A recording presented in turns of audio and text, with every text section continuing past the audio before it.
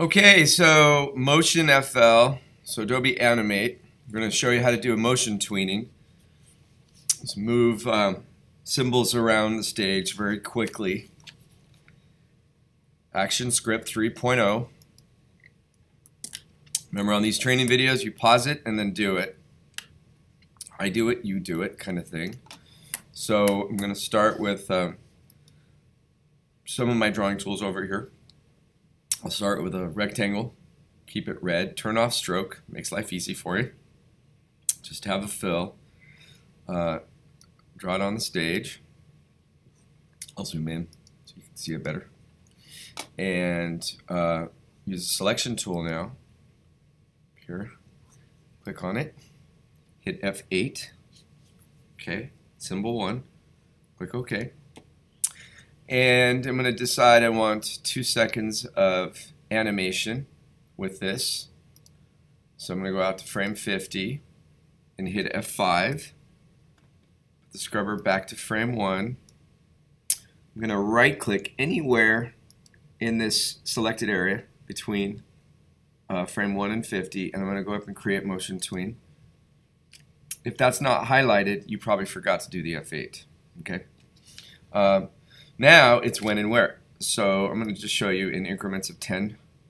You can go across the timeline to any point that you want. But I'm going to start with frame 1, and start with the frame up there, with the rectangle up there. Then I'm going to go to frame. Oops, what did I do? Let's Command Z that. Okay. Then I'm going to go to frame 10.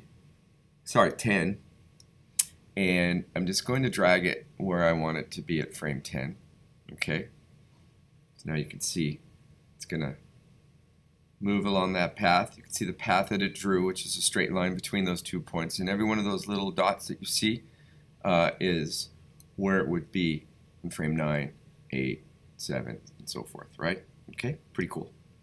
You can also click on this, and you can bend the path if you want to. Okay, so maybe on this one I just have it kind of cruise up a little bit. Go to frame 20, and where do we want it to be at frame 20? Frame 30. Where do I want it to be on frame 30?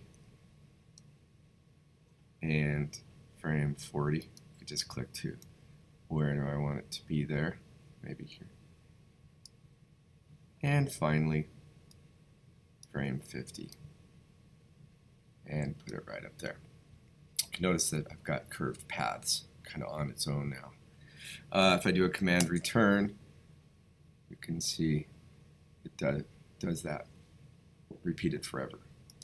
Okay, so that's one layer.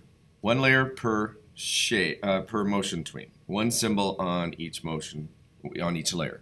Okay, so if I want to do a second shape, have it move around, I'm going to add a new layer down here in the bottom left. Add a new layer. Come on now. Yeah, there we go. And say the length is right already. So I need to just get a symbol on that layer. So now if I wanted, I could go maybe to the Polystar Tool. I'm going to change the fill. And if I want to click on the options right here, the Polystar Tool, click the options, and that's where I could change it between a polygon or a star. And I could also change the number of points or sides. So if I want to go with a blue hexagon, again, selection tool, click on it, F8, symbol 2, decide where that goes. Maybe I have it right here. Make sure the scrubber's on frame 1. And right click anywhere in between and create motion tween. And now I can start motion tweening the second shape, and I can have it kind of interact with the first shape if I want it to, right? So I'm going to go here to frame 10, and maybe now I scoot it out of the way. Then I'm going to go to frame 20, have it chase the red rectangles chasing the hexagon. And again, I can put my scrubber wherever I want. Don't think that you have to just go in increments of 10. Do whatever you want. I think that started up there. Now let's play it. Okay. See those interacting. And you just continue, make another layer. And scrubber at frame 1. I'm going to click on frame 1. I'm going to use the brush tool now and show you how you can use the brush tool to create a symbol, right? Whatever that's going to be. You can do a little selection box to get it all. Hit F8, symbol 3, click OK, and now I can move that wherever I want.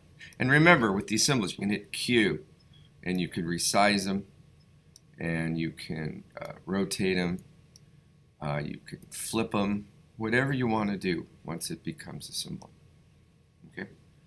And so now you would do the same thing. Right-click in between somewhere to create the motion tween, and then you work across, continuing to create a collage of moving shapes. So we're calling this MotionFL. So when you're done, you're going to click F5, or if the bell is about to ring, sorry, you're going to go click up here to File, Save As. And we're going to call this MotionFL.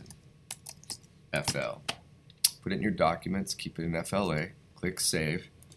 When you're done, you're going to go File, Export, Export Animated GIF. Decide if you want a transparent background or not with the transparency setting.